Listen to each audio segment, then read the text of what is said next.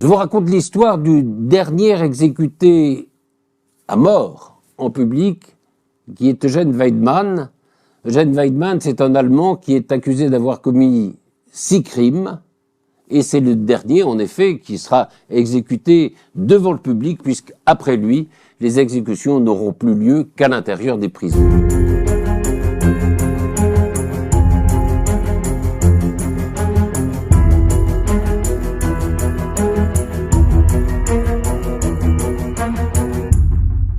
Qui est cet Eugène Weidmann? Il est né en 1908 à Francfort, dans une famille assez aisée. Son père est fondé de pouvoir, il rejoindra ensuite l'armée. Sa mère est une mère aimante.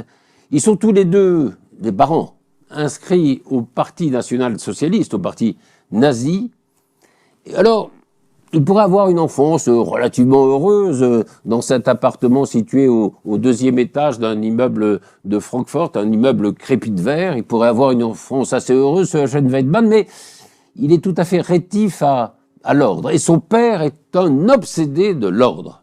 Et ça ne va pas avec son père. Alors il commet très vite des petits vols, des petits larcins. Alors on le voit vivre chez ses grands-parents à Cologne. Et puis, pareil, il continue à avoir ses mauvais comportements.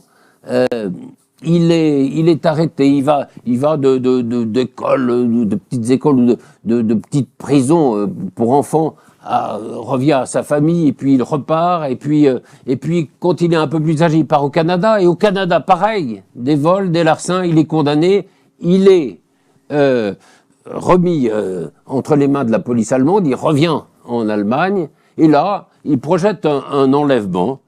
L'enlèvement ne se passe pas comme il le pensait, mais enfin, il est condamné à 5 ans et 5 ans de prison, dont 6 mois fermes. Et c'est une peine qu'il effectue dans le camp de Prengensheim. Et dans ce camp de Prengensheim, il rencontre 2 Français. Un qui s'appelle Roger Million et l'autre qui s'appelle Jean Blanc. Et ils sympathisent. Alors, il faut dire que Weidmann est intelligent. Il est très doué pour les langues. Il parle évidemment allemand, mais il parle aussi couramment anglais et couramment français. Et avec ses 2 amis français, ses 2 amis de prison, ils se disent que dès qu'ils seront libérés, ils vont se retrouver. Et c'est ce qui se passe. Une fois libéré, Weidmann vient à Paris. Nous sommes en 1937. Évidemment, la situation du monde est grave. Hitler est au pouvoir en Allemagne, Mussolini en Italie. La Société des Nations a bien du mal à faire respecter l'ordre international. La guerre se profile.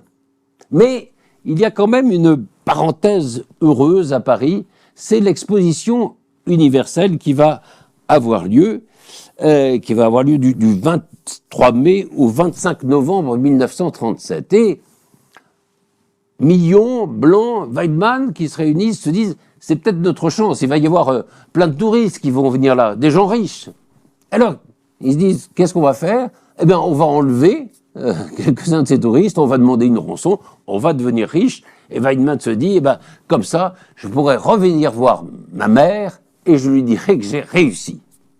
Et alors, c'est ce qu'ils vont faire, ils vont essayer d'enlever comme ça des gens qui sont là pendant cette exposition universelle qui est une vraie réussite, qui est un vrai moment de joie, un peu comme c'était les Jeux Olympiques, si vous voulez, en 2024 à Paris. Malheureusement, alors, s'il n'y avait pas des crimes à la clé, on pourrait dire que, au fond, cette bande des 3 là, à laquelle s'est ajoutée la fiancée de Jean Blanc qui s'appelle René Tricot, c'est une bande de pieds nickelés. Il n'y a pas de préparation, il n'y a pas d'enquête sur qui ils vont enlever, de savoir à qui on va demander une rançon. Enfin, on agit comme ça, sans aucune préparation. Par exemple, Millon rencontre un richissime américain. Enfin, il pense qu'il est richissime dans un hôtel, et cet Américain veut aller à Bagnoles-de-l'Orme.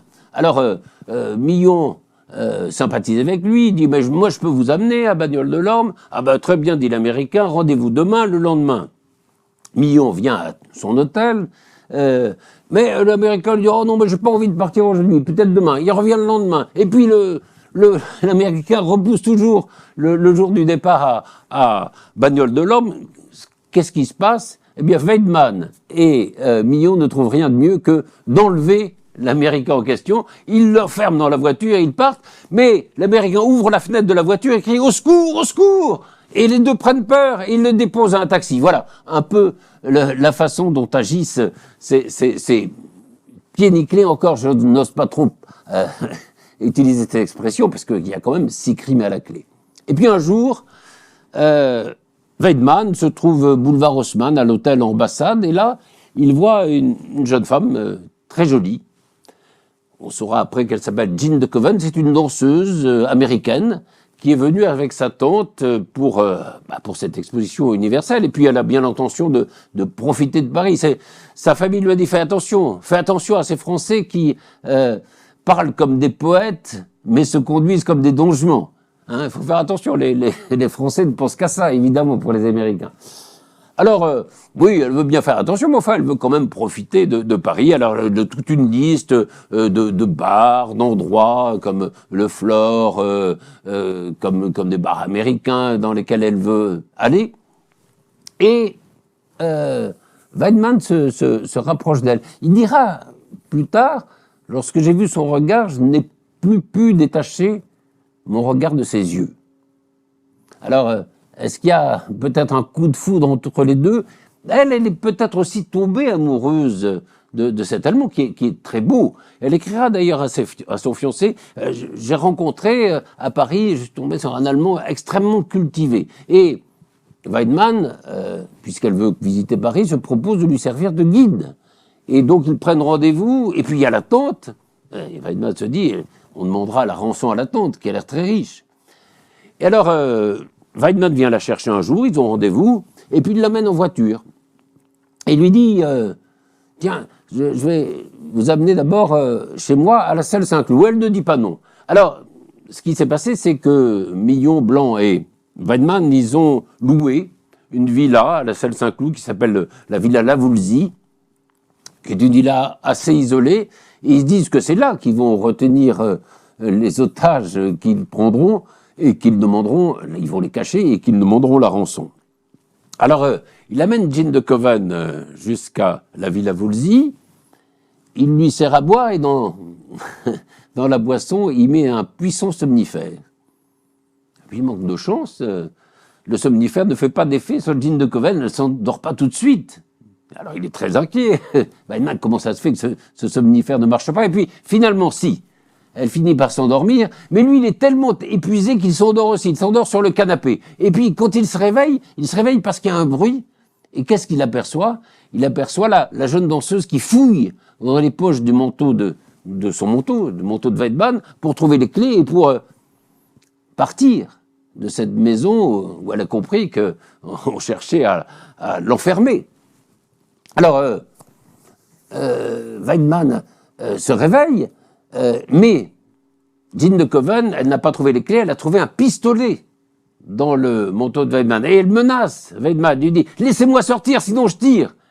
Et il se rapproche d'elle et finalement elle tire. Il est un peu touché à l'épaule, mais là il devient fou. Il dira à l'instruction « C'est la première fois que mon corps n'obéissait plus à mon esprit. » Et il étrangle Jean de Koven.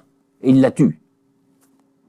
Il la tue et il va creuser sous le perron de la villa pour enterrer le corps de Jean de Koven. C'est le premier crime. Évidemment, pas d'enlèvement, en tout cas, pas de rançon, puisque Jean de Koven est morte. Et les crimes vont se dérouler les uns après les autres. Le deuxième victime, c'est un chauffeur de grande remise qui s'appelle Joseph Koufi, qu'ils vont tuer par balle pour récolter 1400 francs, c'est-à-dire rien du tout. On ne tue pas pour 1400 francs. Ensuite, c'est Jeanne Keller, qui est recrutée par annonce, rechercher une dame de compagnie.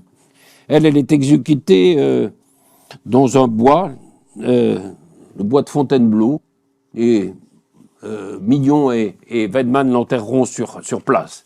Et puis, ensuite, c'est un impresario qui s'appelle Roger Leblond, alors qui est recherché des investisseurs, lui aussi, ils prennent contact avec lui, et puis ils finissent par le tuer à la Woolsey, et puis ils déposeront le corps ensuite à Neuilly. Il y a enfin un Allemand qui s'appelle Fritz Frommer. Et alors, Fritz Frommer, ce n'est pas un inconnu pour Weidmann, ils ont été en prison ensemble. Fritz Frommer est un juif, il est communiste, il a fui l'Allemagne, et il est là, en France, et il se trouve qu'il rencontre Weidmann par hasard, et Weidmann l'amène dans la villa de la Woolsey. Et là, Weidmann a raconté à Frommer qu'il avait bien réussi, qu'il avait fait un héritage, et Frommer s'aperçoit que tout ça est totalement faux, que ce sont des mensonges, que en réalité, si Weidmann semble avoir un peu d'argent, c'est parce que il vole, peut-être parce qu'il tue. Et Weidmann s'aperçoit que Frommer a compris la vérité, alors qu'est-ce qu'il fait?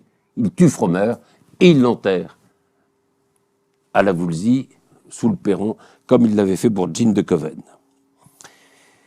Et puis, il y a un dernier crime, celui d'un agent immobilier à la Salle-Saint-Cloud, mais c'est ce crime qui va entraîner l'arrestation de Weidmann, et je vous le raconterai dans un prochain épisode.